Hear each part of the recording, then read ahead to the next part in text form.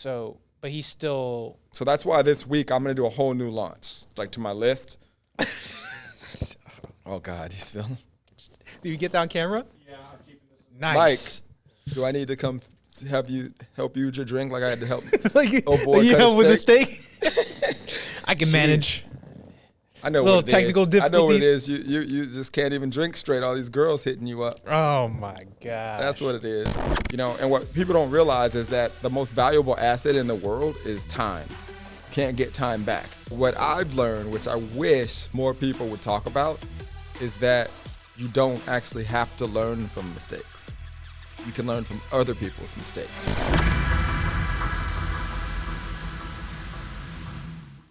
Welcome to the DM recap show for episode 7. Mike, what the heck is this?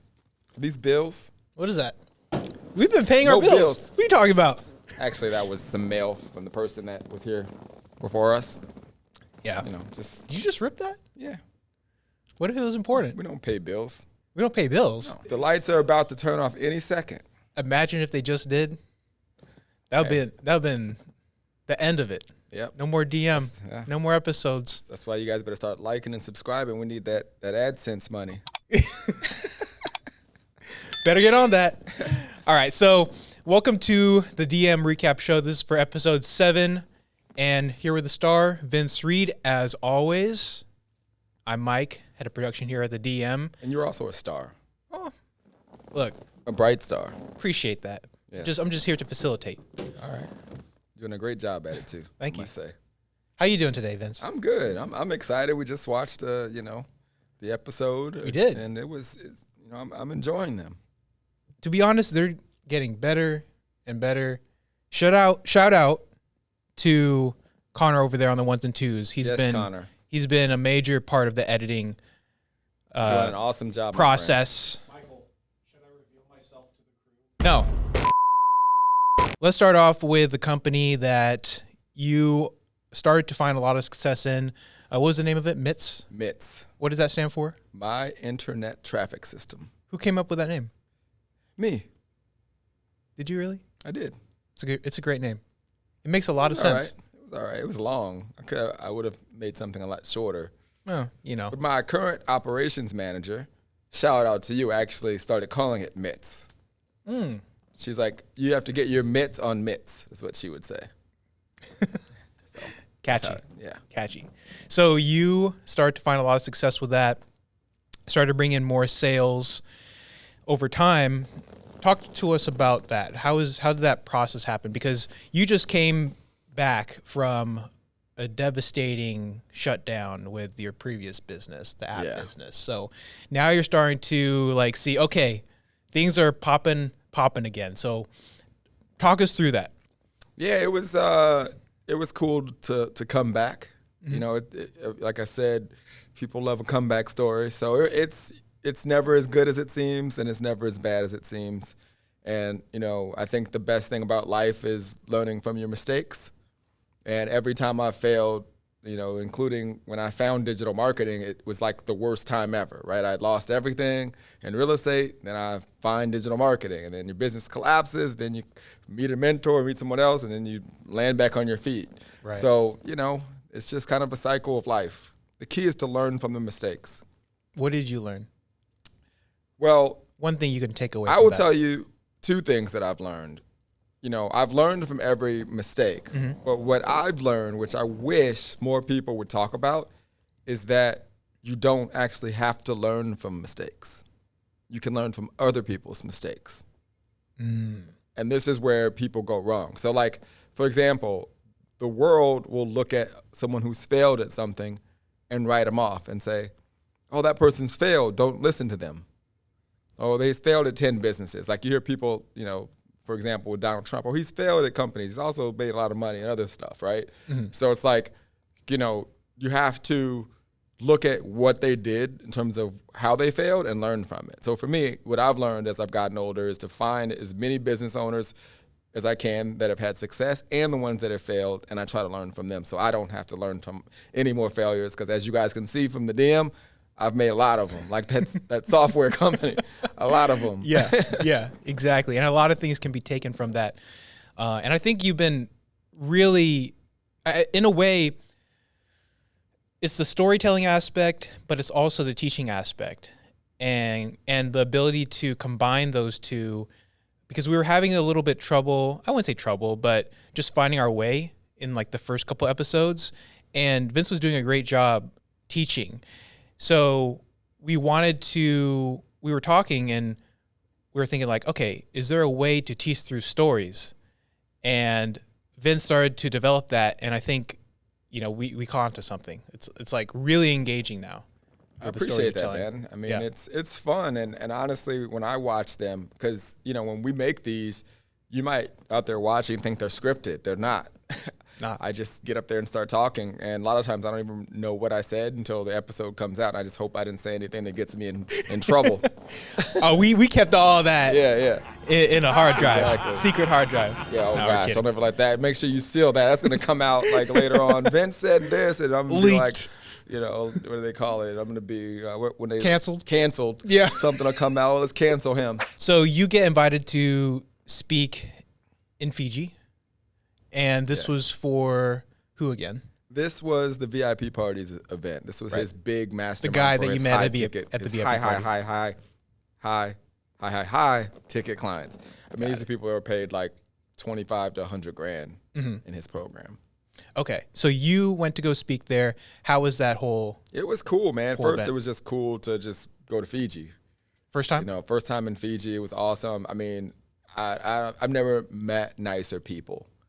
It was so awesome. And I don't know if we don't do a lot of B-roll, but one of the things that I remember the most there was going and just spending time with the kids and the people there. There's some clips of me like just going out there and just spending time and like just getting to know the people. They were so nice and just so appreciative of the little things that we take for granted here. Mm-hmm. So that was really cool. That's cool. Yeah. That's cool. Because that's very important, especially here in the States. Yeah.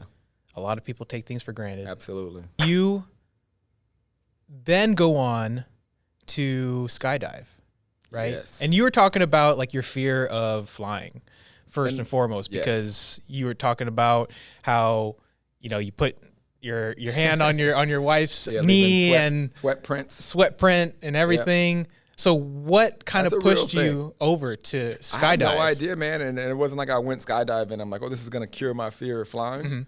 Mm-hmm. But I mean, the second I touched the ground, I mean, it's knock on wood. It just went away. So maybe there's something to it. If you're scared to fly, go skydiving. But that also helped you get over another fear. What was that? I mean, it got me over everything, just limiting beliefs and just, starting to step back and to realize how many things that you know what they say. What is the acronym for fear? What is it?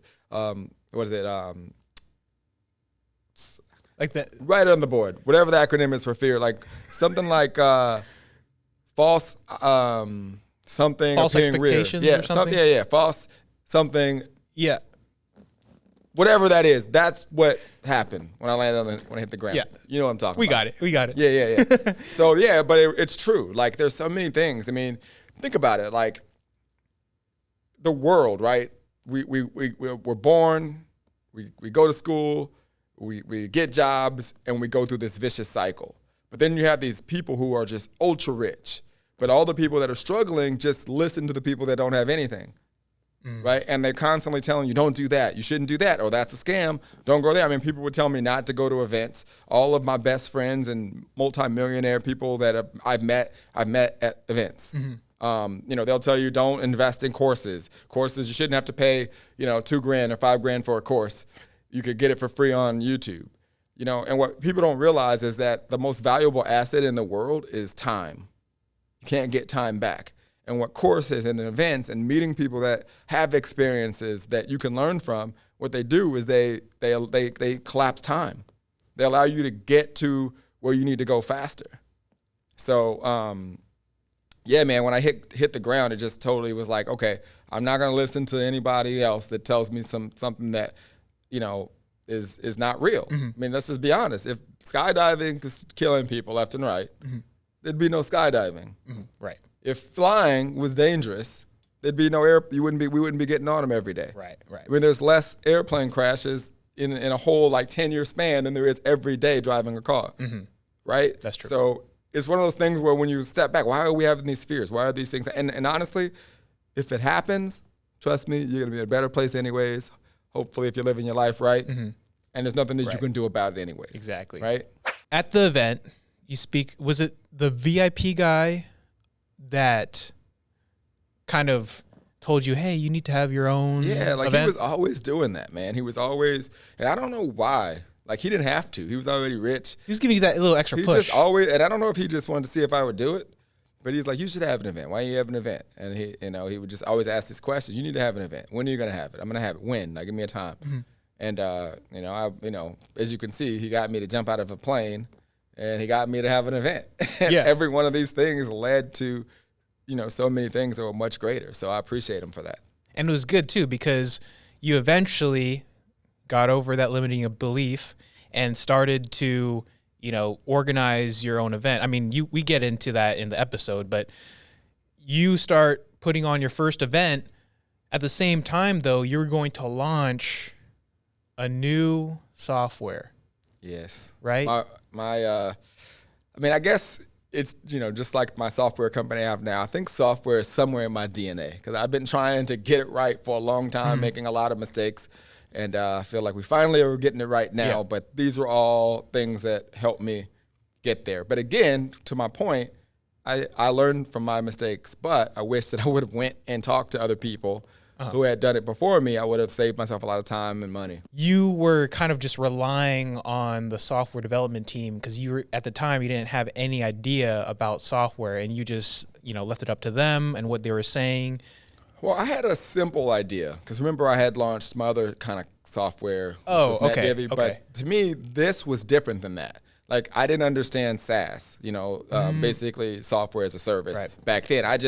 So for me, this was just capture pages, and the way that they made it sound was these are just pages that collect leads. I didn't think it was a big thing. Right. It's just a one-page website that collects leads. It's very simple to create. Like, I didn't think of it like my other company, NetDivvy, which had a lot of components to it. It was a kind of social network that kind of paid all these things. That was like, which is why with the landing page thing, to me, it was just it wasn't hard. Like, when they sell 4 months, I'm like, it's just pages. Like, just build it, and I'll go up there and give it away for free. You know what I mean? Right. It was just me being naive of even what goes into that. Right.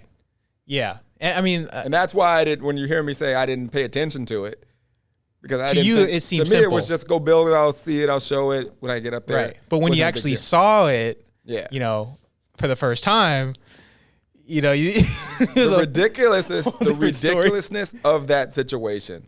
Like, the fact that this person would literally show me and create that was just beyond me. And again, it was because of the pressure I was putting on him to get it done quickly, right? I don't think that had I not been like putting the pressure, he wouldn't have done it like that. But also, he agreed to it. So at the same time, But as an operator, as a CEO of a company, it's always your fault. So I take ownership for that mistake.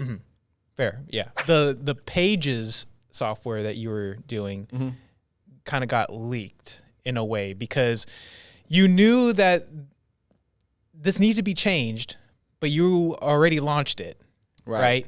And you already saw that it was leaked, and so you went straight to your lawyers because you wanted to make sure you were still in good standing while this was all being changed behind the scenes, right? But then it just... So, again, let me be clear. I never told them to do that, right? They swear that they didn't steal anything. So the interface looked just like it. Right. The way that the page, there were some similar templates, but even today, if you build like an opt-in page, it's going to look like every company's opt-in. They look the same, right? Templates are going to be similar. So that's cool. They were more upset with like the whole interface, and they swore that we stole the code.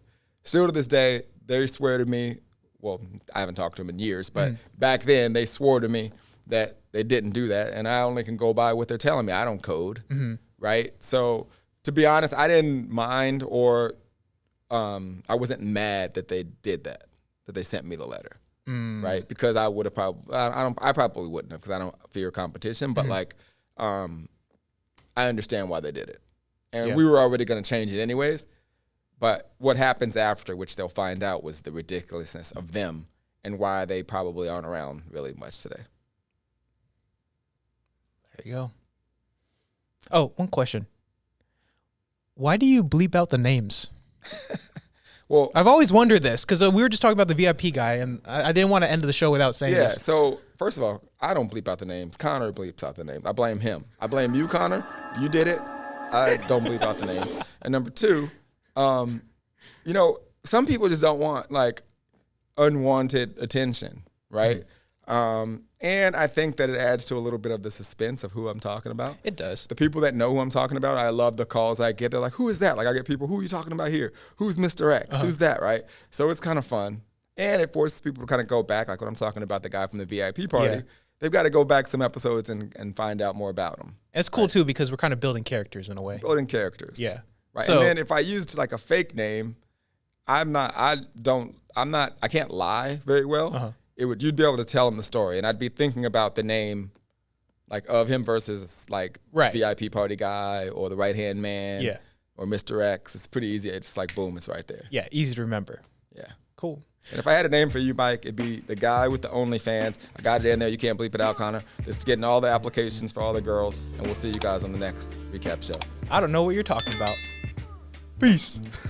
Later.